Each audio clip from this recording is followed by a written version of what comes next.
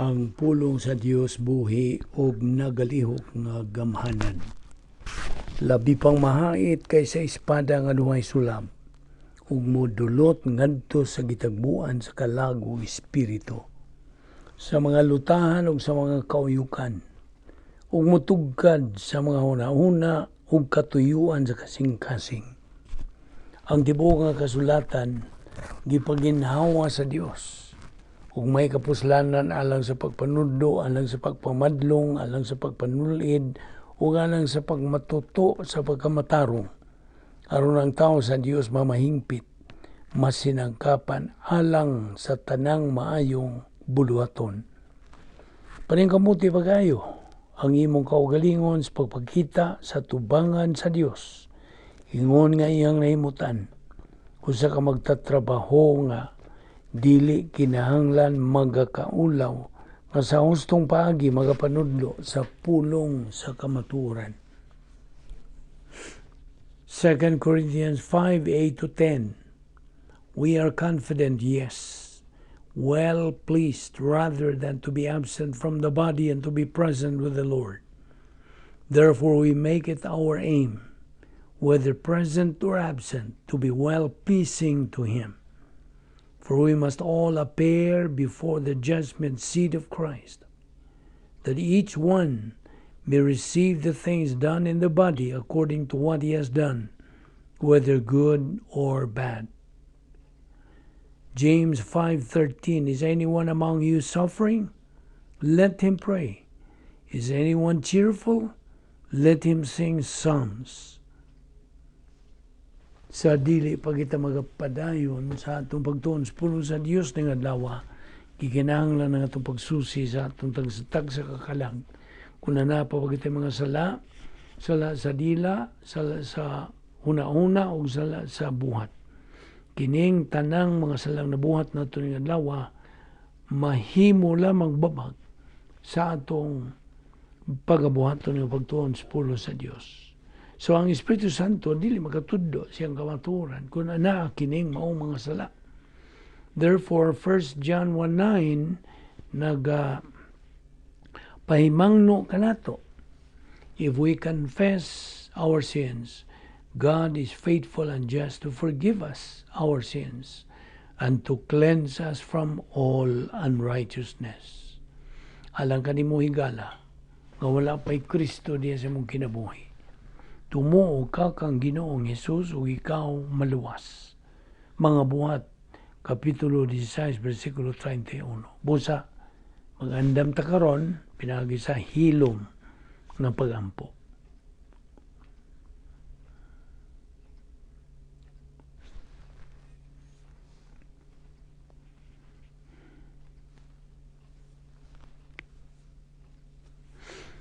Amahan namong langit noon, nagapasalamat kami kanimo ni ining lain na usab nga higayon sa among pagtuon sa imong kamatuoran. Salamat o Dios. Inining oportunidad nga imong gihatag kanamo. Bisan dili kami takos, imo pa kami gilugwayan sa among kinabuhi.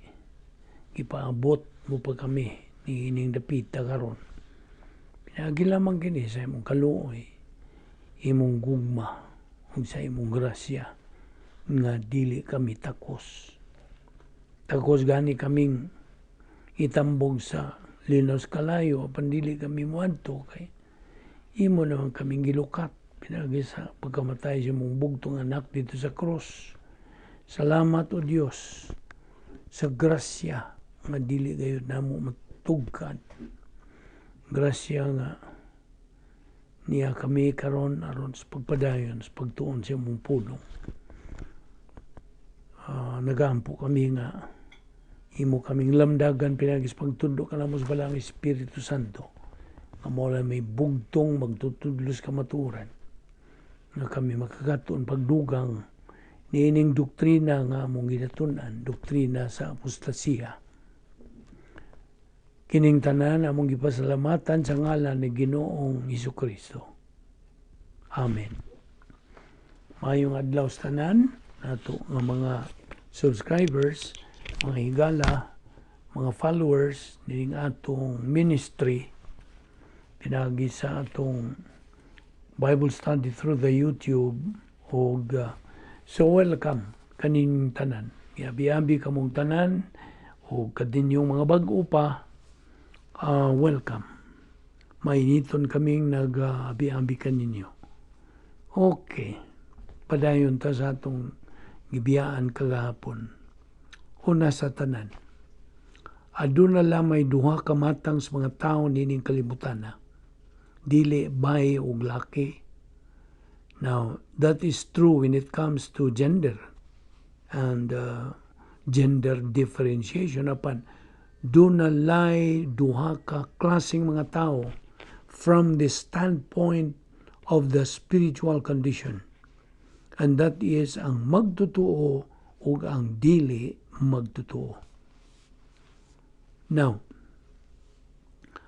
ug ang kinagrabihang matang for any member of the human race to die, dili ang pagkamatay nga lungguan siyang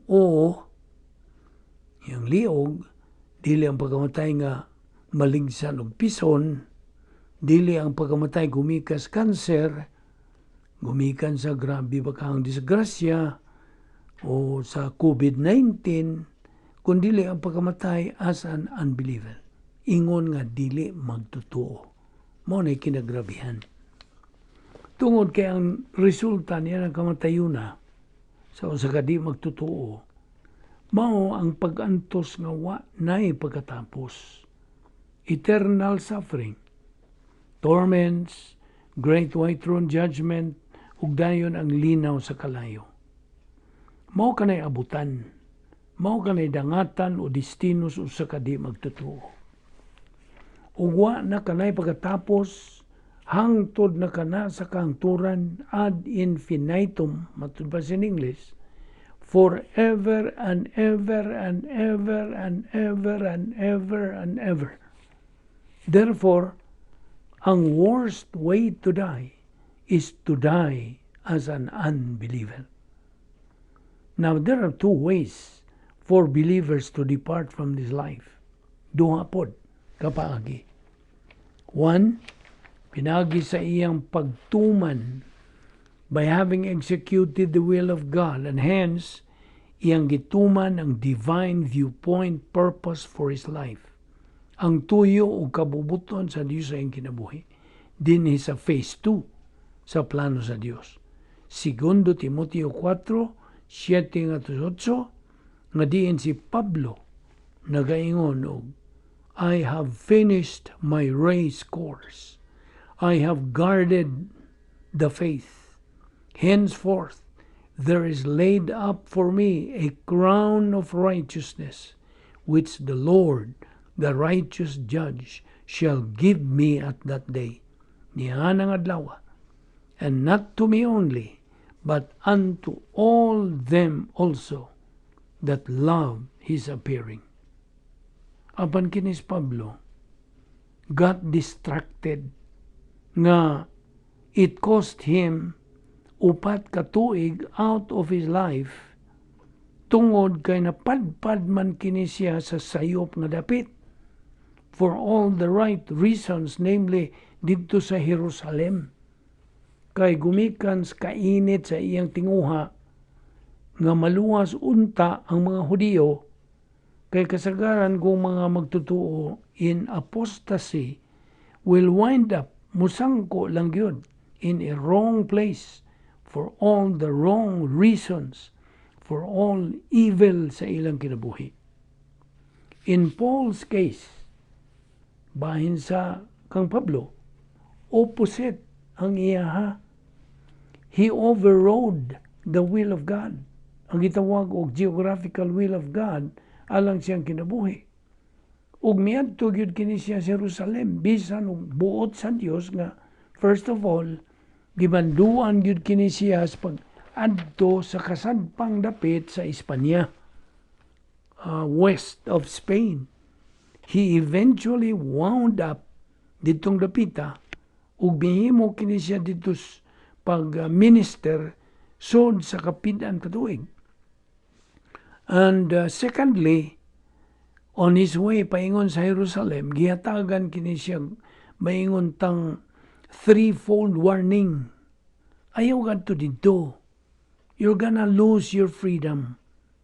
But he overrode it. Ug miadto gyud kini siya dito. So, he wound up in the wrong place. Nahigawas na. Outside na siya sa giingon taog geographical will of God for the right reason. Buot lagi niyang maluwas unta ang mga Hudiyo. Apan di man kang Pablo kadto nga ministry nga moadto siya sa mga Hudiyo. Apostol siya sa mga Hintil. He was the apostle to the Gentiles. Ug samtang didto siya sa Jerusalem, wa niya sangyawi bisag usa lang ka Hudiyo. Hapit ni gyud unta siya mapatay. He was almost murdered. Busa, sa diyang nadiskubrihan sa iyang pag-umangkong laki, bahin sa planos pagpatay kaniya, iya kinigisultihan ang kapitan sa tigbantay o gwardiya, o kini si Pablo, gida sa huge military guard, ang cavalry, paingon ngadto sa Caesarea, o gibilanggo siya dito sods duha ka tuig. Ug pagkahuman sa duha ka tuig, niya nga pagbilanggo dito, gibalik kini siya sa Jerusalem. Nga it should have been a death sentence. Nga di na gitawag og kangaroo court sa mga panguho sa relihiyon dito sa Jerusalem. Gigamit ni Pablo ang iyang pagka-Roman citizen ug sa iyang final authority nga maong pag-apilar kang Caesar nga maong ta kini siya ay mohandol siyang kaso. Ug mao hinungdan nga ubos sa balaod sa Roma under the Roman law, gitugutan siya nga makaapilar kang Caesar. Ug busa, gilulan kini siya gikan sa Caesarea paingon sa Roma, unya din na to'y pagkalunod. There was a shipwreck dito sa Malta.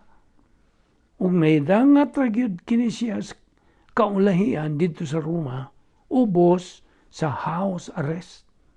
Ug toward the end of that period of time, mitunga kining 5 ka mga prison epistles.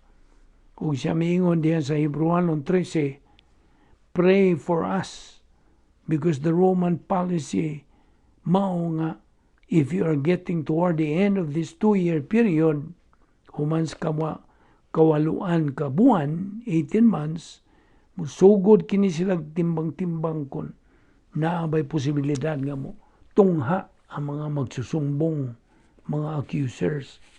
Ug ang mga Hudiyo, wa may tinguha nga mutunga dito sa Roma aron sa pagkiha ni Pablo tungod niya itong quote, religious charges. End of quote.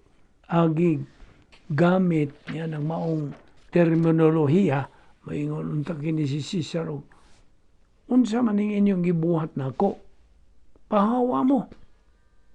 Pangsipaon unta ni sila gikas hukmanan, si Pablo nasayo din, iingon man ang mga Parisiyo, ug way mipakita dito sa Jerusalem.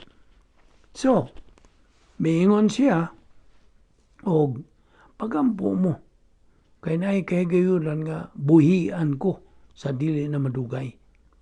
Ug busa, toward the end, niyadtong gidugayon nga 2 ka tuig, iyang gisuwat kining 5 ka prison epistles. Nga usana niini, mao ang Hebrewanon. Ug sa dihang gibuhian na siya, miadto siya sa Espanya. Panawagtang ang 4 ka tuig sa iyang kinabuhi. He did everything he could, pinagi sa iyang pagsangyaw, by way of evangelizing, samtang didto siya sa Caesarea, sod sa 2 ka tuig. Ug sa didto siya sa Roma, nagtudlo siya sa pulong sa Dios, ubos sa house arrest, bisan usa kadto ka restricted ministry. Apan nakapanayon siya sa pagbuhat niini. Apan, he recovered from it.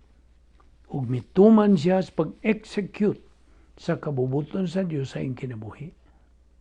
Ang giingon ta og operational will nga musangpot ngadto sa functional and geographical will of God sa iyang kinabuhi. Ug mao'y hinungdan na iyang natuman ang Dios nung katuyuan sa iyang kinabuhi, the divine viewpoint purpose of his life. To recall, agi hinumdum sa anto nang gitunan ingon nga mga doctrinal believers, dunay tulo ka kategorya sa kabubuton sa Dios. Ang una, operational will of God. Mao kini ang gitawag og faith rest life.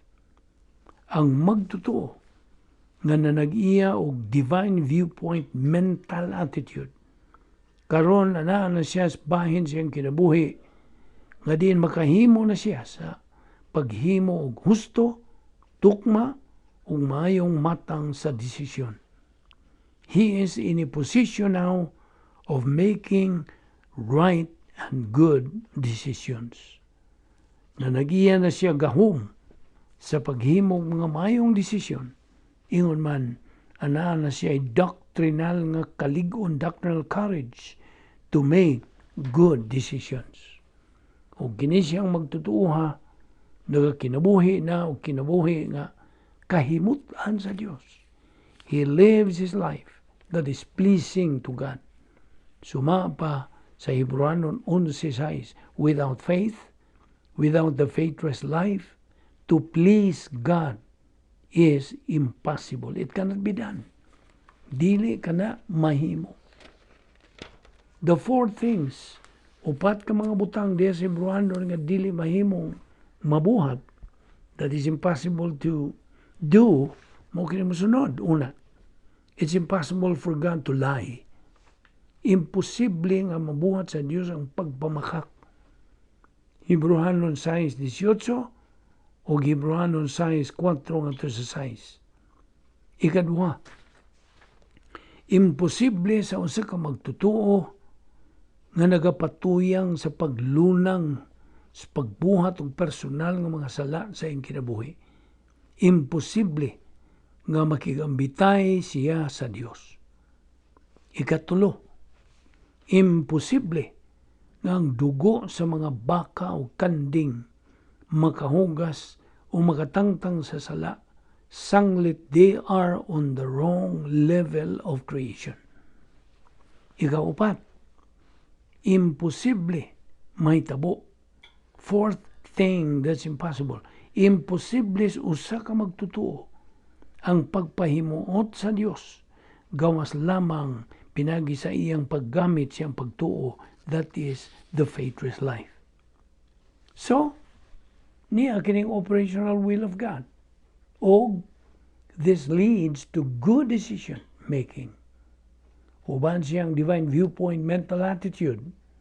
Kung pinagi nini ang magtutuo, makatuman siya sa nagkalain-laing aspito, different aspects sa functional will of God.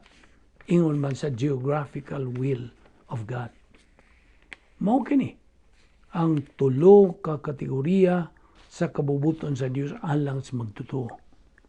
O sa dihang nabuhat ng kini sa magtutuo, nan, diha niya matuman ang divine viewpoint nga katuyuan sa iyang kinabuhi. Unsang tuyo sa Dios sa kinabuhi sa magtutuo? Tubag, ang pagtuman sa kabubuton sa Dios to execute the will of God. Dinhi atong muparke sa ta dinhi ato ni ipadayon ugma. Magampo ta. Amahana mong langit noon, nagpasalamat kami kanimo nining laing gayon sa among pagtuon sa among pulong, inaot nga kini makadugang nga panalangin sa among kinabuhi, among magamit kini sa among adlaw pagkinabuhi, aron sa ingon niya na magkakabot kami sa among tumong nga maong espirituanong paghamtong. Dada kami pagbalik ugma dinhi nining among Bible study pinagi sa YouTube, sa Vic Balbido Evangelistic Ministry kining tanan among gipasalamatan sa ngalan ni Ginoong Hesukristo. Amen.